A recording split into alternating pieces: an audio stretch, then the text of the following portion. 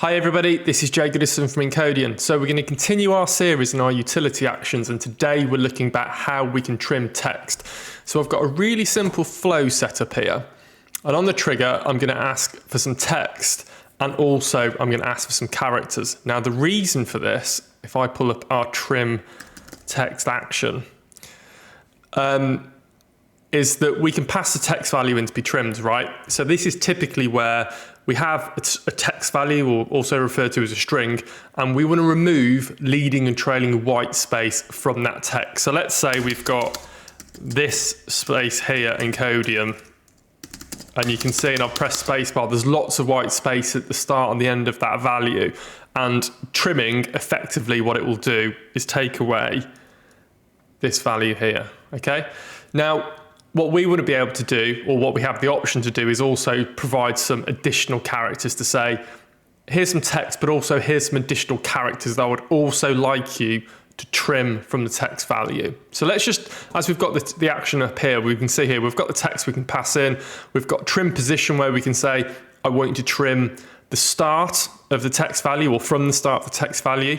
So that's the leading white space or leading characters. And then we've got the end. So we could say that's trailing. So anything that comes after or at the end of the string text value.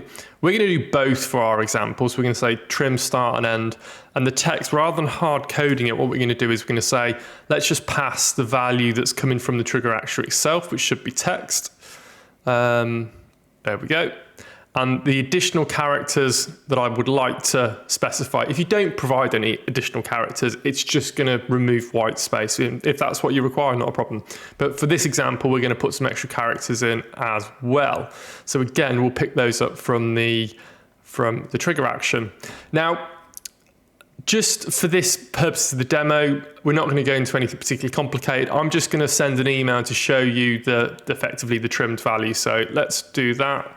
Send email and send me an email notification. So we just need to configure this now. So what we'll do, and just give it a title, subject, copy and pasted it. And we've got another value there I can copy and paste in, trim text. Now, with all the utility actions, the value that comes back from the actions will be in a property called results. We just need to select that. And there we go, utility trim text, result, there we go. So that'll pop the text value that's been trimmed into that email body. Now, we can basically test this now and see how this functions. So let's just save the flow.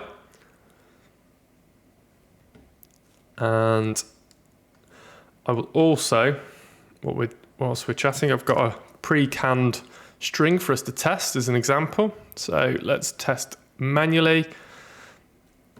And the text value I've got, you'll see here, there is some white space there because I'm able to select it.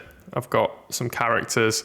And what I'm going to do in terms of the string values that I'm looking to replace in the characters, I'm going to add in this ones here. So we've got the white space covered.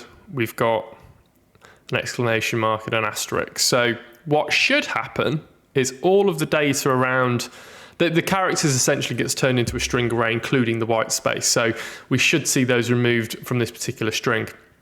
Now, what I will say is that if I had, say, that configuration, the value I would get back would be this, because it's not going to remove things from inside the string. It's not a replace action. We have a utility action exactly for that. This is about trimming the start and the end and looking for those characters that you want to trim. You're not going to be able to trim equally well if you had a character situation like this. Again, that value from there to there is not going to be trimmed because that percentage is not in.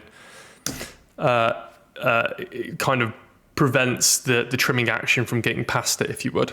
So anyway, well, let's run that through even, and we should see the email get sent through. So if I just select the utility action here, we'll be able to see these are the values that I've passed in there. This is the text value and the configuration and the trim characters, and I should be able to see in the outputs, which will be in the body, the value that's been processed. So I can see that this value here has been trimmed to Encodian. Now I should be able to pick up the email as well, just to show you what that looks like.